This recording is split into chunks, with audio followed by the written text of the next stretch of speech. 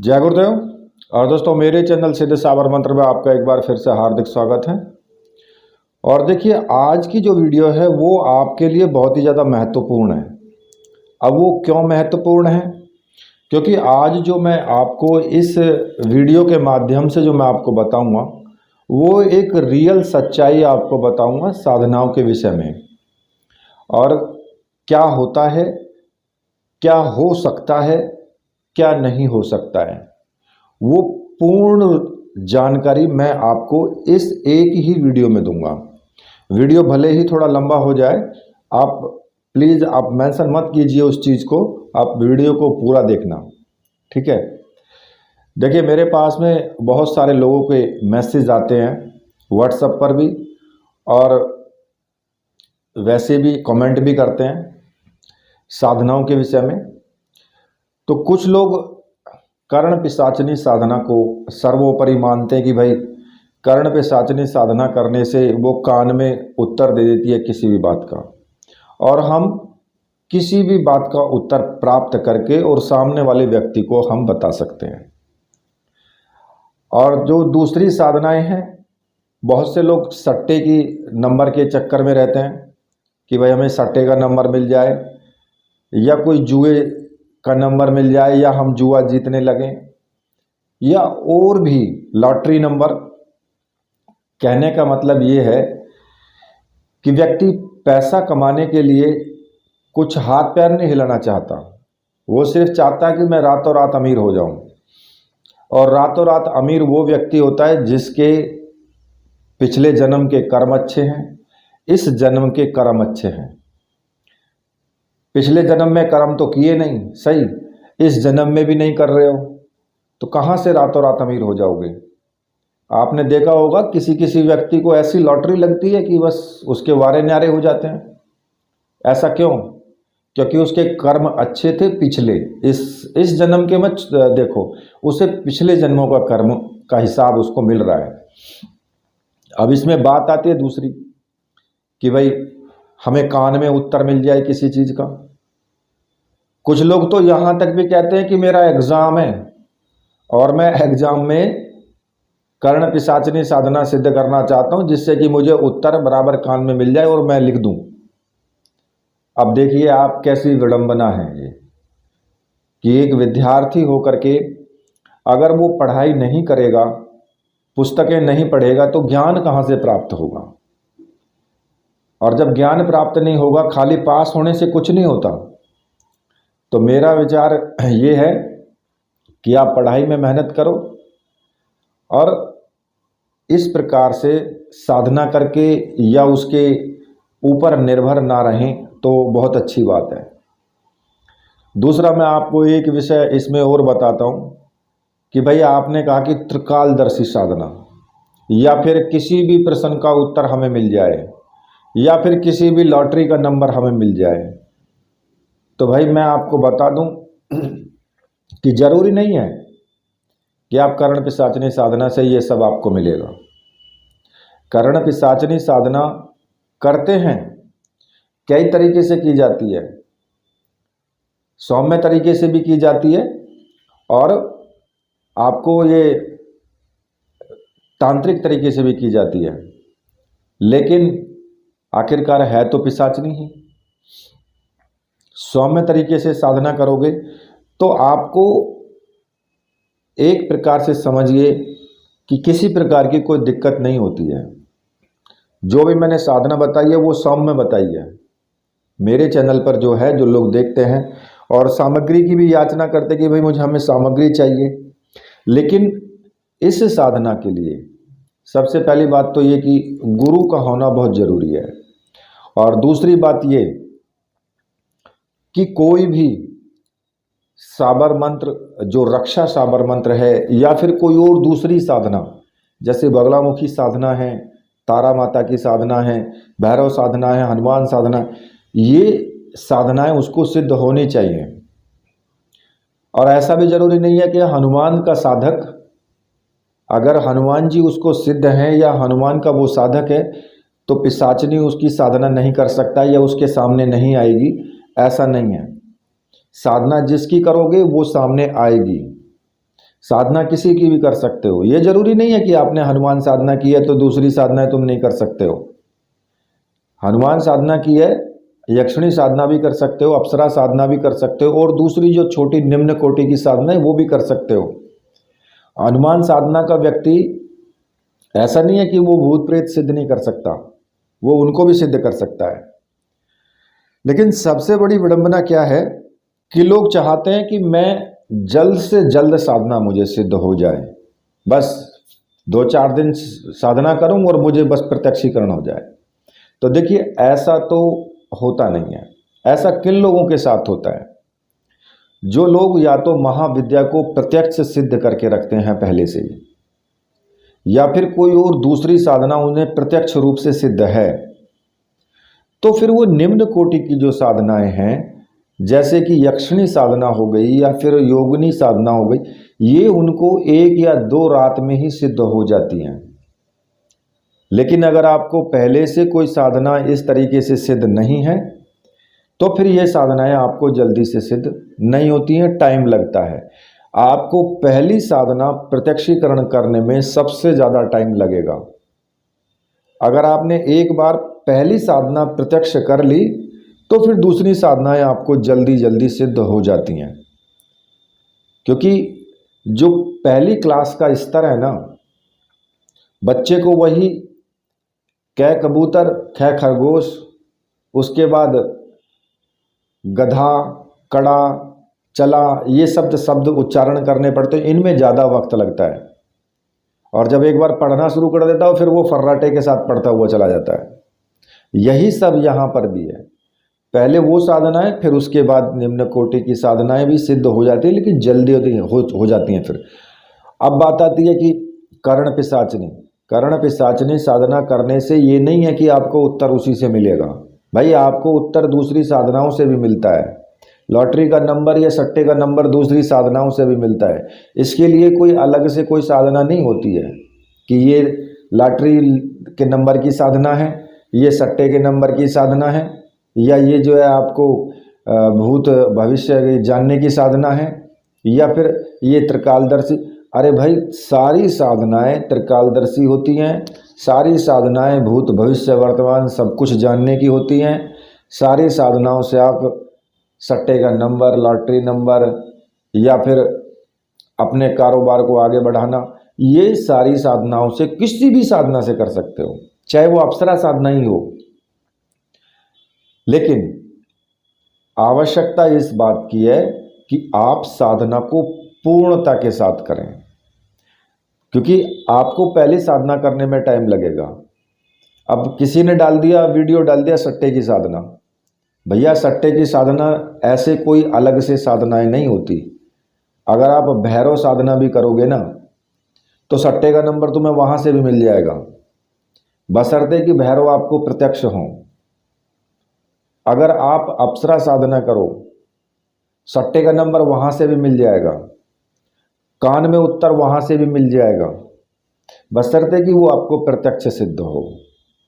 ये जरूरी नहीं है कि सट्टे का नंबर की अलग साधना। ये तो यूट्यूबर जो हैं, उन्होंने अपनी वीडियो चलाने के लिए, अपनी वीडियो को एक नया दाम देने के लिए, एक आपको आकर्षित करने के लिए कि भाई ये साधना है, तो उस साधना का नाम रख दिया है कि ये सट्टे की साधना है। मैं पूछता हूँ कि उसमें सट्टे का कहीं नाम आया है? वो किसी न किसी देवी देवता की ही साधना होगी फिर भी, चाहे वो उसने ऊपर उसमें हेडिंग डाल दिया सट्टे की साधना, या फिर लॉटरी का नंबर जानने की साधना, या फिर आपको कान में उत्तर देगी ये साधना। आप भैरव साधनों को सिद्ध करो, चाहे बटुक भैरव को ही प्रत्यक्ष कर लो, आपको देखो, फिर आपको कान में भी उत्तर मिलेगा, आप जो पूछोगे उसका जवाब भी मिलेगा और सटीक मिलेगा। आप लॉटरी का नंबर पूछना चाहते हो, वो भी मिलेगा, सब कुछ मिलेगा। लेकिन जो व्यक्ति इन सभी साधनाओं को सिद्ध कर लेता है, या जिसने एक साधना भी प्रत्यक्ष रूप से सिद्ध कर ली, तो आप समझिए कि वो ना तो सट्टे के पीछे भागेगा, ना वो लॉटरी के पीछे भागेगा, क्योंकि उसका जो व्यक्तित्व है, उसका जो आचरण है, वो सौम्यता की तरफ चला जाएगा। वो व्यक्ति को ज़्यादा मतलब किसी प्रकार की अपेक्षा नहीं रह जाती है, वो उसी में मस्त रहता है। भले ही वो कोई काम कर रहा हो, अपना अपना कोई बिजनेस है, तो उसको उसी में सफलता मिलने लग जाती है, उसी में उसका जो व्यापार है वो तीव्रता के साथ उसी में उसको लाभ ज़्यादा मिलने लगता है। तो उसको क्या ज़रूरत पड़ी है सट्टे की साधना का, या सट्टे का नंबर लेने का। अगर इस प्रकार से आप कोई भी साधना करोगे तो आपको वहीं से आपको सट्टे का नंबर भी मिल जाएगा, लॉटरी का नंबर भी मिल जाएगा, और आपको कान में उत्तर भी मिल जाएगा। अब देखिए, अगर आप कर्ण पिशाचनी साधना सिद्ध करना चाहते हैं तो उसमें सबसे पहले आपको रक्षा मंत्र बहुत जरूरी है। अगर रक्षा मंत्र सिद्ध नहीं है तो आप किसी भी महाविद्या को आपने सिद्ध किया या भैरव साधना सिद्ध की है तो वो स्वयं ही रक्षक हैं आपके, आपको रक्षा मंत्र अलग से सिद्ध करने की जरूरत नहीं है। फिर तो इस साधना में आपको रक्षा मंत्र सिद्ध होना जरूरी है। अगर गुरु हैं आपके, गुरु मंत्र है आपके पास, तो वो भी जरूरी है। वो भले अलग की बात है कि भाई आप मार्गदर्शन किसी और से ले रहे हो, मार्गदर्शक कोई और है आपका, उससे कोई प्रॉब्लम नहीं है, लेकिन गुरु आपके होने जरूरी हैं। अब चाहे आपने भगवान शिव को ही गुरु माना है तो उससे भी कोई प्रॉब्लम नहीं है, लेकिन मार्गदर्शक होना चाहिए इस साधना के लिए, ठीक है। और दूसरी बात, अगर आपने किसी लॉटरी का नंबर या किसी सट्टे का नंबर, मैं कहता हूं कि अगर आप भैरव साधना कर लोगे, हनुमान साधना कर लोगे, तो क्या वो लोग नहीं बताते हैं सबको क्या कर्ण पे साचनी सिद्ध होती है क्या, कि भाई वो कान में बताएगी तभी आप उत्तर दोगे। ये तो एक कहते ना कि एक भेड़ चाल है, बस एक चीज का नाम रट गया और लोगों ने वही वीडियो देख डाली और बस उसी के पीछे भाग गए। त्रिकालदर्शी साधना, भगवान शिव की साधना करते हैं तब भी आपको, त्रिनेत्र जागरण साधना करते हैं तब भी वही सब चीजें प्राप्त होंगी, भूत भविष्य वर्तमान सब कुछ प्राप्त होगा। क्यों? क्योंकि देखिए, अगर आप कोई भी साधना सिद्ध करेंगे, आपकी कुंडलिनी शक्ति पूर्ण रूप से जागृत होकर के जब तक आज्ञा चक्र को जागृत नहीं करेगी तब तक आपकी साधना सिद्ध नहीं होगी, ना ही कोई प्रत्यक्षीकरण होगा। जब कुंडलिनी शक्ति सभी चक्रों को भेदते हुए ऊपर जाकर के आज्ञा चक्र को भेदेगी, वहां आपको सब कुछ दिखाई देने लगेगा। आपका तीसरा नेत्र, अंदर के चक्षु जो हैं वो जागृत हो जाएंगे, तो आपको जो शक्तियां हैं वो स्वयं आपको, आपके सामने प्रत्यक्ष हो जाएंगी, आपको सब कुछ बताने लगेंगी। आंख बंद करोगे, सब कुछ आपको दिखाई देने लगेगा किसी भी चीज के बारे में। तो फिर कैसे नहीं बता सकते आप? ये क्या कर्ण पिशाचिनी साधना सिद्ध करने से ही होगा क्या? भाई आज्ञा चक्र जागृत कर लीजिए तब भी वही बात है, हनुमान साधना कर लीजिए, लेकिन जो भी करो उसको पूर्ण रूप से अंदर तक उसमें उतर जाओ, उसका पीछा मत छोड़ो जब तक वो साधना पूर्ण रूप से सिद्ध ना हो जाए। और सिद्ध कब होगी? जब आपके आचरण अच्छे होंगे, आप नियमों का पालन करेंगे, आपका भाव अच्छा होगा, भाव से साधना की जाएगी। साधना में डूबना पड़ता है, तब साधना पूर्ण रूप से सिद्ध होती है। ऐसा नहीं कि 4 दिन साधना करी, लो जी प्रत्यक्षीकरण। हाँ, छोटे मोटे अनुभव की बात अलग है, छोटे मोटे अनुभव आपको प्राप्त हो जाएंगे। मान लिया कि आपने अप्सरा साधना शुरू भी नहीं की, अप्सरा साधना के बारे में चिंतन शुरू कर दिया, क्योंकि वीडियो आप देख रहे हैं, वीडियो देख के आपको चिंतन होता है, चिंतन होगा तो वो आपको अनुभव देना शुरू कर देती है। अनुभव इसीलिए तो आते हैं वो, जबकि आपने मंत्र जाप भी नहीं किया, लेकिन आपका भाव तो हो गया ना, आपका चिंतन तो शुरू हो गया। तो मेन तो चिंतन ही है किसी भी चीज का। अगर आप महाविद्या साधना सिद्ध कर रहे हैं, चाहे तारा साधना सिद्ध करें, आपका अगर चिंतन नहीं है ना, आपका भाव नहीं है सही, जब तक पूर्ण प्रेम से नहीं डूबोगे उसमें, तब तक तारा माता की भी साधना सिद्ध नहीं होगी। कोई साधना ऐसे सिद्ध नहीं होगी। लेकिन जब उसमें पूर्ण रूप से उतर जाओगे तो ऑटोमेटिक ही आपको उसके प्रतिबिंब दिखाई देने लगते हैं। क्यों? क्योंकि आपका भाव ही तो आया। जबकि अप्सरा की साधना नहीं की, फिर भी वो आपको अनुभव दे रही है, सपनों में दिखाई दे रही है। या यक्षिणी की आपने जो है एक चिंतन आया यक्षिणी का, तो वो आपको सपनों में दिखाई दे रही है, वो आपको पूर्ण रूप से सारे अनुभव दे रही है। ऐसा क्यों? ऐसा इसीलिए तो भाई आपने चिंतन तो शुरू किया ना, चिंतन तो है आपका भाव है। चाहे आपने कहीं पढ़ा हो, चाहे आपने कहीं देखा हो, मतलब उससे नहीं है कि कहाँ देखा कैसे देखा, मतलब उससे है कि आपका जो मन है उसमें लग गया। बस आपके अंदर से एक आवाज़ आने लगी, नहीं मुझे ये साधना करनी है, नहीं मुझे। अब वो चाहे आपका मन किसी भी रूप से लगा हो, चाहे वो वासनात्मक रूप से लगा हो या फिर एक प्रेम के रूप से लगा हो कि भाई नहीं मुझे प्रेम है। हालांकि 99% तो वासनात्मक ही लगता है। 1% ही जो व्यक्ति होते हैं जिनको की एक प्रेम वाली भाषा होती है कि नहीं मुझे तो सिर्फ उनसे कुछ प्राप्त करना है बस, और मुझे कुछ नहीं। लेकिन सच्चाई यही है कि ये साधनाएं प्रेमिका रूप में ही सिद्ध होती हैं, और ये भी कर्ण पिशाचिनी भी प्रेमिका रूप में ही सिद्ध होती है। ये भी सच है। लेकिन अब तुम अगर भाई बात वाली बात है कि कर्ण पिशाचिनी को प्रेमिका बनाओगे या अप्सरा को प्रेमिका बनाओगे, या फिर आप माता से प्रेम करोगे। भाई चाहे त्रिपुर सुंदरी की साधना करो, चाहे आप बगलामुखी करो या छन्मस्ता करो।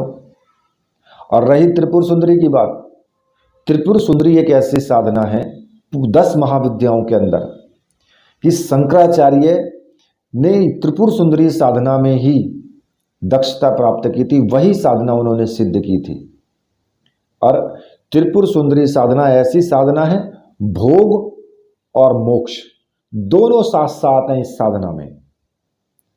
त्रिपुर सुंदरी साधना में भोग भी आपको मिलेगा और मोक्ष भी आपको मिलेगा। ये एक ऐसी साधना है। बाकी कोई दूसरी साधना ऐसी नहीं है कि आपको दोनों चीजें साथ साथ मिल जाएंगी। क्योंकि त्रिपुर सुंदरी साधना से क्या होता है, जब आप त्रिपुर सुंदरी साधना करते हो तो आपकी कुंडलिनी शक्ति अपने आप जागृत होती है।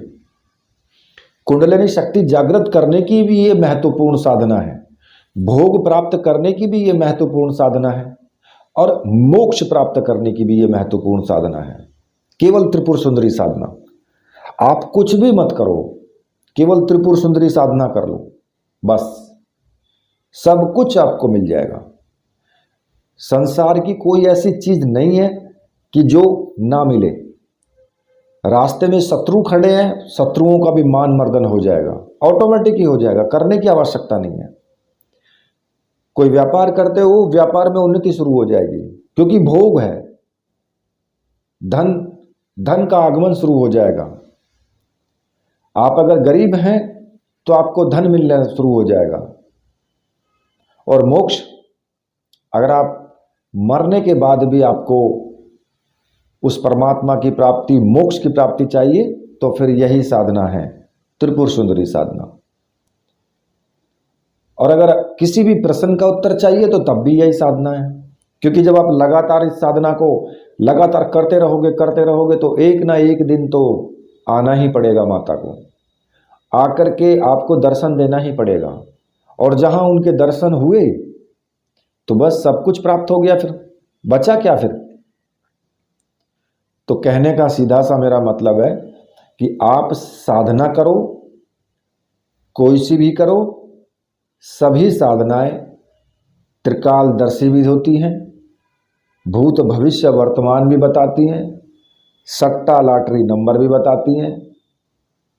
और एक प्रकार से समझिए कि कोई भी साधना हो, सिर्फ आपका भाव चाहिए, अगर उसमें सिद्धि प्राप्त करनी है तो। ठीक है, यही मुझे आपको चीजें बतानी थी, क्योंकि बहुत से लोग इसमें उलझे हुए हैं और उलझने के साथ साथ वो समझ भी नहीं पा रहे हैं। लेकिन मैंने आपको पूरा इसमें बताया है, इसलिए आशा करता हूं कि आप लोग समझदार हैं, समझ जाएंगे, इधर उधर भटकने की आवश्यकता नहीं है। इसी के साथ मैं वीडियो को समाप्त करता हूं। तो मेरे साथ बोलिए बोलिए वीर बजरंगबली हनुमान जी महाराज की जय। बोलिए मेरे परमहंस गुरुदेव की जय।